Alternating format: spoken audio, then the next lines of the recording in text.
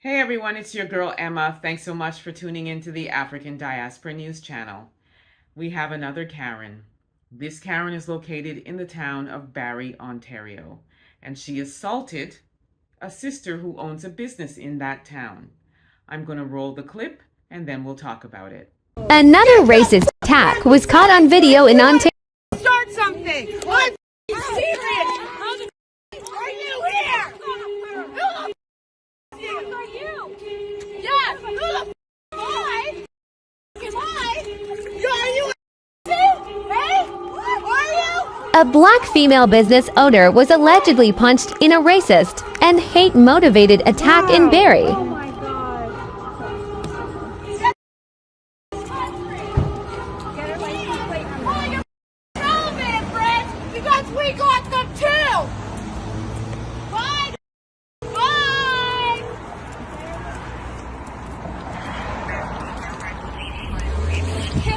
Hi. Oh God. Oh, I just got punched in the head. I'm so sorry. Oh my gosh. Oh,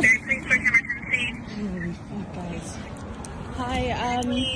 Hi, I was just assaulted outside my facility. So what you didn't see in this video is that Shanika Edwards is her name, was punched twice in the head by this white supremacist. Now, Shanika owns a community center. It's called Shaq's World, which stands for Stay Humble and Kind. And it's a facility for youth to play basketball, any other sports that they're involved with, or any of the arts like dance or acting, singing, etc. She was actually opening her door to go in, and this racist was yelling out of her car, "How are you employed and open when there are so many white women here that cannot get jobs?" And she continued to yell racial slurs. And what Shanika did was she just ignored her and she assumed that she would just drive away. Instead, she stopped her car and got out. And that's when she ran up on her and punched her twice in the head.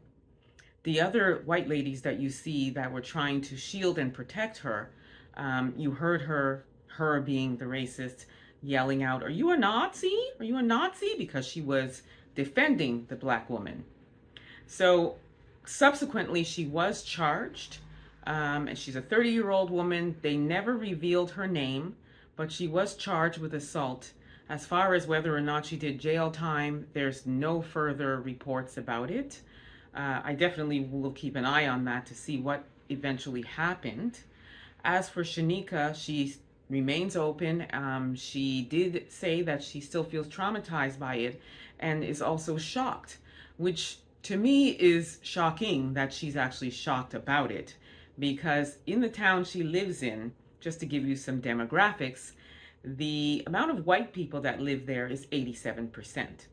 The amount of minorities is 7.6%. And they have not even broken out the minorities. They just labeled it minorities. So that can be Asian, South Asian, black people. So really and truly, it could be way less than 7.6%. It could be 3% or 4% of black people.